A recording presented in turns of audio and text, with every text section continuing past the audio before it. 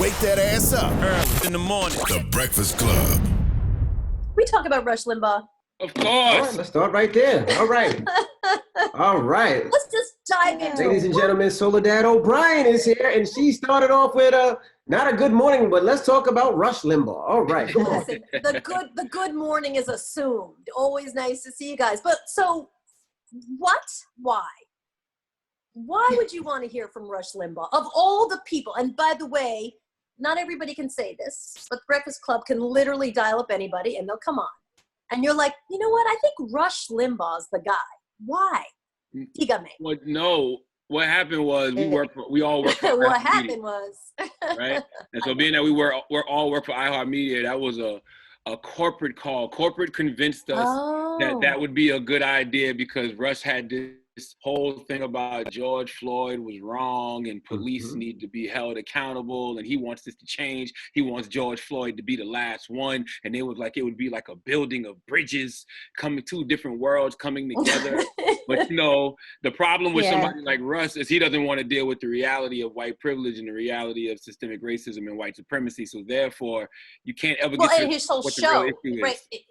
His entire show is built on that. His whole entire show is dismissing, denying, and ignoring, and lying about, and being crazy about all those things. So yeah, okay, that makes sense. Actually, honestly, understanding that it's a corporate thing makes it actually, and that to me is a really clear indication of what some of the challenges are. Right, corporate wants to do X, but people in their hearts want to do other things, and that makes so much more sense to me. Anyway, it wasn't us pitching like we would love to get Rush on the show, but the idea was because we are all influenced by what happened with George Floyd and wanting to make sure that those police officers do end up getting charged, right? And so the idea was we all believe that this should happen. So it was supposed to be just about that one thing that we do agree on, that those police officers need to be charged. That's what it was. The idea, and he wanted to have us on because he doesn't engage with people with like black us. people. Yeah, it was on his platform as well. Yeah, it was on his platform as well. Well, good morning. How are you doing? How is everything? How are you quarantining? Since we got that out the way. I'm quarantining with my 4 kids, so not super relaxing, and we got a puppy, so less super relaxing. But we're back in the city for the first time. We live usually outside of the city, so we're back in our apartment, and it's been a little weird, because it's empty. And boarded up in some places, not crazy weird, but almost like just empty and not particularly creepy, just empty and a little sad. But otherwise, I think everybody, thank God, has been healthy, and we continue to do the show that I do. We're doing the podcast and we're doing our weekly show, and we just do it out of my house. And so that's been logistically. You guys saw what challenges I have with technology. Technology fails me all the time. So it's very stressful for me. You guys are young. You know how to do all that stuff, but it's a nightmare for me. I wanted to ask you, since you asked us about Rush, though, just real quick. Sure. Have you ever interviewed somebody that you really just did not want to interview, but did it for the sake of, this is my job? Yeah, and that's an interesting challenge, right? Because you're always trying to figure out, how do you have the conversation without giving someone who's got despicable views and who really dislikes you and really doesn't want to be in an honest conversation? How do you do that without giving them your big platform, right? Like, how do you interview, the Grand Wizard of the KKK, David Duke, and expect to have like an actual conversation, which could be interesting, about like, why would this guy want to be the Grand Wizard of the KKK? He was historically. And yet I always find, or frequently find, that they kind of co-opt the conversation and they jump onto the platform and then it just derails. Right? And you're not really having a heart-to-heart about, I feel this and you feel that and let's discuss it. They're just taking the mic and using it as an opportunity to spew stuff. And you feel like, well, shoot, why did I just give this person a platform? It happened the other day. I was watching, Anderson was doing an interview with a guy who wanted to apologize about Seth Rich, the kid in the DNC who died, and the whole thing has been a conspiracy theory. But about 1 minute in, after he did what he was supposed to do, I want to apologize to the family for torturing them, basically. He then starts doing the whole Obama birther stuff. And the next 3 minutes, we're talking about, Obama, and so you think, like, I understand why he needed to be on the air, But by handing him the mic, he basically just took over your platform. And it's a struggle. It's always a struggle. I don't know. Otherwise you end up just talking to yourselves, right? And you can't do that. Now, somebody just make sure you have your laptop turned down, not muted, but just turn your volume all the way down because I'm hearing a little bit of an echo. Okay. Sorry. Yeah. You know what's so interesting about what you said, Miss O'Brien? Back in the day, that's how it was, right? Like you would watch Oprah, you would watch Donahue, and it would be all of these different worldviews. Like they would interview Grand Wizards of the KKK, or they would interview people that were on the total opposite side of them. I wonder why we don't do that more often now. I think it's because social media now, people recognize that they can get the platform, they can take a chunk of the conversation. There's no upside to having a conversation. A thoughtful conversation buys you nothing in terms of, flailing your own message for your own people. So they need to have a moment. That moment gets edited down and it gets cut. And then they put it on their own platform for their own purposes, right? The idea of a thoughtful conversation, what's the upside of that? You're right. Absolutely right. Now, I wanted to ask you something else too. With everything that's been going on, you see that they're canceling Cops after over 30 seasons, and Live PD is on hiatus, and I see some people are on social media upset about that. What do you think about those decisions by the networks? It's interesting to me that people for 30 years have been saying that Cops is racist, right? I mean, it sends a message about how people in their lowest moment, who are often being chased for meth or pot or whatever, and don't really have the wherewithal to have their lawyers, et cetera, around them, advising them. I always thought that show was racist. I have no problem with Cops being off the air. I hated that show. I hated it. And I thought it was just unfair generally to human beings. It's not a nuanced look at criminal justice. So I don't mind it being gone at all. Good riddance. Now, with George Floyd, what do you tell your kids when they go out and about? You have 4 children. And I know they see everything that's going on television, and you say that you have an apartment in the city. So, I mean, I know they can feel it and breathe it. I went to New York yesterday, and it just felt eerie. Like it was just empty. And it was very weird. Everything was boarded up, no restaurants open. So what do you tell your kids? They're going to the march this afternoon in Washington Square Park. And I was really nervous, and I said, don't go, for coronavirus reasons and for other reasons. And then my husband's like, they got to go. They're New York City kids, and they're young. And this is the generation that actually is demanding change. And my generation was like, listen, as long as we've created a panel to discuss it, and I feel like the CEO really is feeling it, then I'm good. The next generation's like, screw that. We want change. And right. I think that's amazing. So I'm reluctantly, because I'm a little nervous for them, letting them go. But I think that they get it. And social media, again, as bad as it sometimes is, has really been good for them. They see these stories. They don't need someone to spin that man fell and that man is he fell. They get it so clearly. So it's an interesting time for this generation. You think those 4 cops will be convicted? History would say no. If I'm just looking at data over what cops have charges brought against them and go on to be convicted of murder, the math would tell you no. It's very interesting to watch you on Twitter criticizing Trump, slandering Trump, because it seems like every day he finds a new way to disgust you. It's very it's almost hard to do. To watch you get more and more pissed off at Trump every day. I'm more and more pissed off at the media, though. Right? If Trump tomorrow were to say, listen, I think Black lives do matter, there would be front page articles about the change in the heart of and he read it off a teleprompter, because I'm not sure he could even manage it off the top of his head. There would be articles and essays and op-eds written about the president who has finally seen his way, and now he really is. And you're just like, come on, media. It does disgust me, but I'm more disgusted by the media. There's a guy who I like a lot as a reporter, Jonathan Karl, wrote a book called Front Row at the Trump Show. And I'm like, but you're the White House correspondent. You're calling your job the Trump Show. How dismissive can you be of your own job? That's an important job. That's an essential job, not just for you, but for Americans. And you call it Front Row at the Trump Show? It's actually a good book, but it's like, I just can't wrap my head around, you have the most coveted job as a White House correspondent, and you can't stand up and stand up for the job. It's just, it breaks my heart, and it does disgust me. And I curse all the time, so I have to go back and edit out my tweets because my kids are like, Mom, stop saying fucking, gotta not do that. But then, Ms. O'Brien, now you see that he's coming. Though. So you gotta cover the president, right? I said he is the president, so you gotta cover the president. It's a little bit the same thing we were talking about, right? Which is, okay, you gotta cover the president, but you don't have to hand him a mic. And you don't have to do analysis that says, let's cheer for him. He said a good thing off a teleprompter. You don't have to cover everybody live. You don't, there are decisions we make all the time.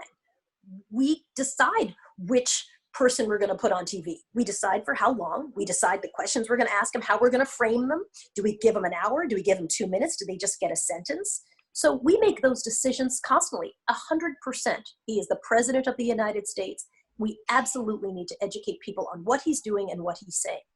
It does not need to be live, especially if your goal is we're not going to air lies. He lies constantly. So if you lie all the time, and by the way, guests that I've had in the past who were dishonest with me, eventually I stopped letting them be guests on my show. If I needed to go interview them, I'd send a camera, but we wouldn't air lies. So by uncritically quoting him or just elevating things that are obviously untrue, you're not doing your job as a reporter. So yes, we have to rethink how you cover the president. It's a different time, but it's not brain surgery. It's just rethinking it. I mean, the other day, the White House Correspondents Association, who you saw, Trump moved all the seats together, right? So he didn't want them separated for coronavirus. Not one, they issued a strongly worded statement. I'm like, come on. Was not one person willing to say, no, this is unsafe for myself, my colleagues, the other people who work here. No, I'm moving my chair back 6 feet. Anyway, carry on. And what kind of example is that for everybody you're telling you have to socially distance? And here we are sitting right next to each other. Some jobs you have to have the balls to challenge people. And I think often, especially the White House correspondents, part of it is they're afraid of the president. And part of it is they're trying to stay out of his way, because the way to get your job done is to be able to ask questions. And if he hates you, he won't take your question. And that question allows you to later write the book. So you can see the challenge. What are your thoughts about him doing his, returning to do a rally in Oklahoma and Tulsa for Juneteenth? Black Lives Do Matter. I think, and if you are trying to appeal to racists, that is a brilliant date and a brilliant time, right? The site in Tulsa, the massacres around Black Wall Street, he is, the only thing President Trump is good at is marketing. That's it. And he has decided his people, his 39%, sometimes 41%, are people who are really disgusted around race and angry. They are pissed off, angry, mostly white people. So that date makes perfect sense. I'm gonna be honest with you. I think he's going there. I think he's going there to say Black Lives Do Matter. I think he's going there. Remember, they was contemplating whether he was going to do a speech on race. I think he's going to that site to do his speech on race right there. That's what I think. And maybe even reveal some type of economic justice plan for Black America. Because he did invite some Black people to come sit with him and then made that announcement. That's what I think. But as you know, nothing he says actually, for the most part, comes to fruition. And he can't help himself. The minute he's off prompter, he literally will turn around and do and say racist things and bigoted things. So, but yes, it's a great opportunity to get the media to cover him saying, the president finally decides to invest in Black people, So yeah, that's a possibility too. But I don't think he can help himself, because I think he really, really does embrace police brutality. He really does embrace white supremacy. He appeals to them. They appeal to him. That is what's, you see consistently. So who knows what the strategy will be, and everybody will watch it. And it's a brilliant marketing move. Are you surprised as an adult? I seen you say something, and I'm from Queens, so I'm familiar with the Long Island. And you saying that people didn't want to sell your parents a house because they didn't want Black people to move in. And that was when you was a child. And now to see what's going on in Long Island, it seems like things definitely hasn't changed. Are you still surprised to see that now, in this day and age in Long Island? when I was growing up in Long Island, people used to protest. So families used to protest Black families moving in. When I was in middle school and high school, those people grew up and they still live in Long Island. It's not like they all left. You know, nothing surprises me. And it didn't come from nowhere. There's a long history in Long Island of people deciding they didn't want Black people to move in. A lot of Long Islanders, you know, when I lived there and growing up, would say they left the city intentionally because they didn't want to be around those people. But there was intention there. It wasn't a, you know, we want a diverse neighborhood just with a yard. So no, it doesn't surprise me at all. And, you know, I think that Long Island, I mean, you look at the law, had such an incredibly deep and racist history. It's interesting though, you know, people point to Levittown, like the first development in Long Island, and they don't understand that, you know, people very intentionally didn't allow Black people to buy into Levittown. So when you look at the success of Levittown, 3-bedroom, sort of in a development, it's a classic Long Island development, Right. And you keep people out and those property values increase. All the people there really struggle with, many of the people there struggle with talking about white privilege because they don't understand what it's like that they got to live in a community where they could build wealth, where their mom and dad, you know, police officer and maybe a teacher could buy a home, pay it off over 30 years, take out a mortgage, help send them to college, right? That's building wealth. That's building white middle-class wealth.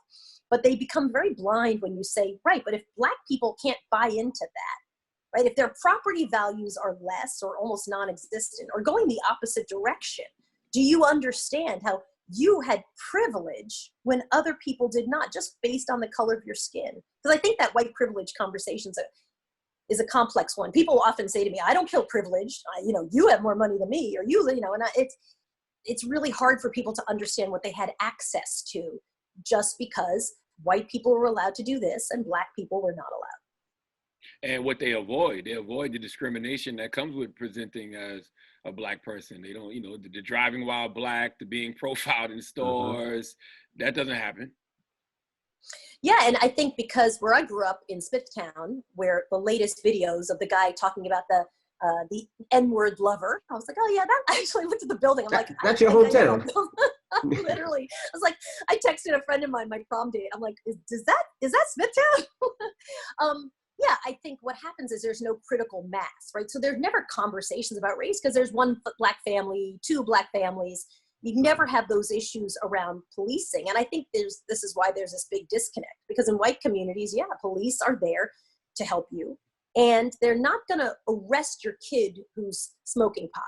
I know, because when I was a kid, I was pulled over in a car with a bunch of my friends and people were smoking pot in the car and the police were like, come on, guys, don't be idiots. But I tell you, if that were a car full of Black teens, they would all have literally been hauled off because we've seen that a million times. So I think, you know, they just don't often understand the issues around policing because they don't live it.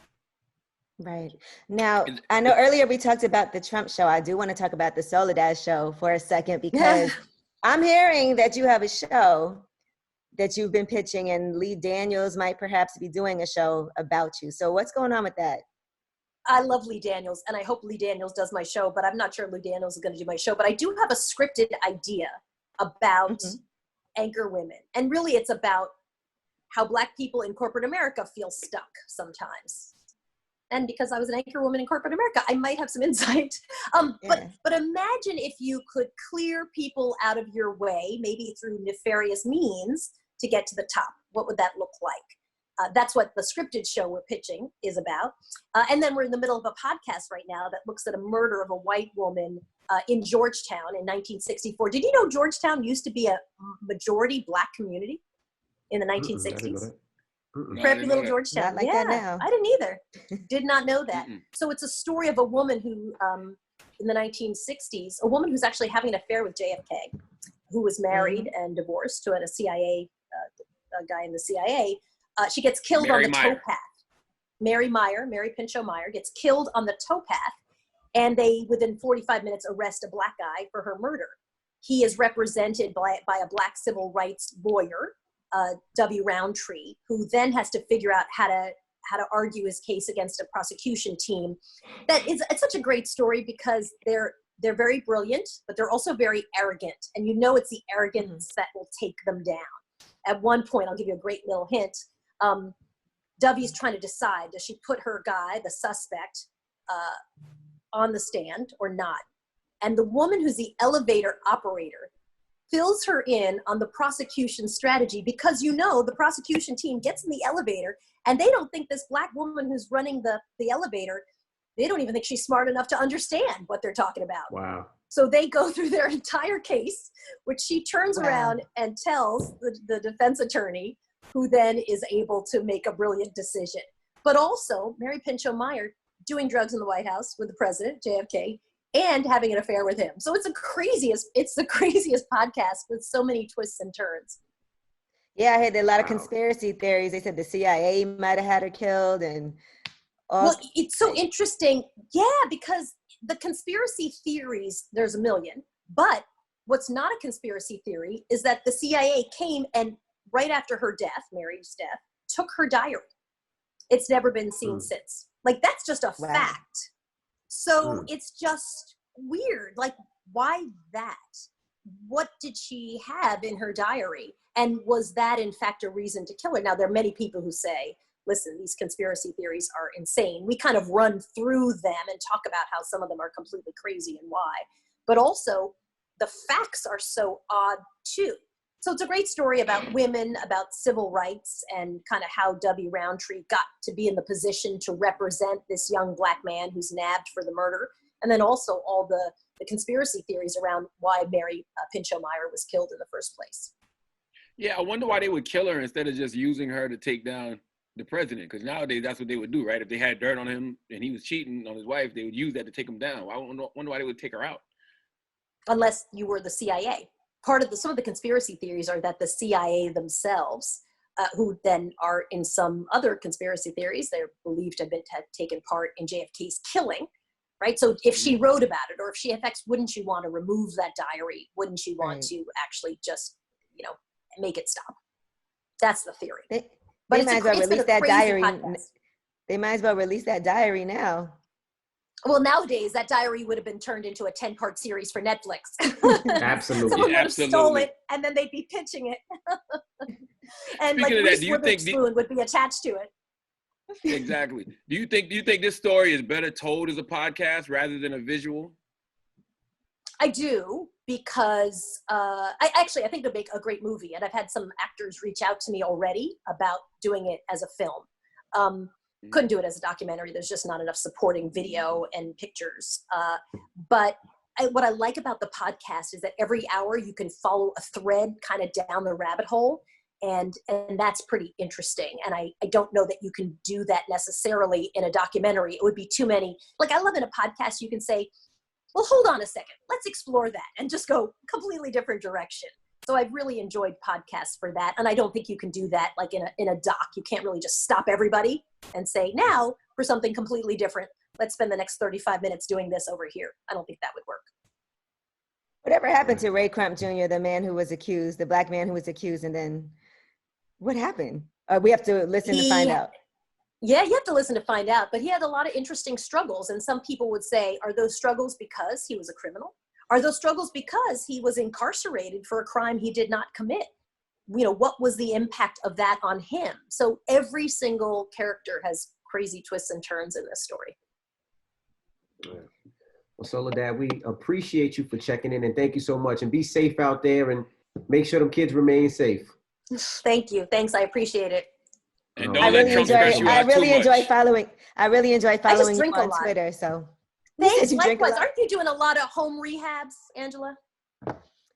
So, truthfully, my next thing that I'm going to do, and I've been doing stuff in Detroit, but I am trying to start a business in Brooklyn that is all about rehabbing some of these beautiful homes in the Bed-Stuy area. So that would be a very good series, by the way. So we should talk, because I heard that. I was let's talk about it. Why isn't it on TV? No, there's a lot of people who actually live here who they could definitely say you wanted to sell your home that you've been in for 50 years, but you could get way more money for it if you just did some certain upgrades, but you don't know the right people to go to, because you know how difficult it is to find people to actually upgrade and even restore some of the original details in these homes and the value that has. So that's just something that I've been working on.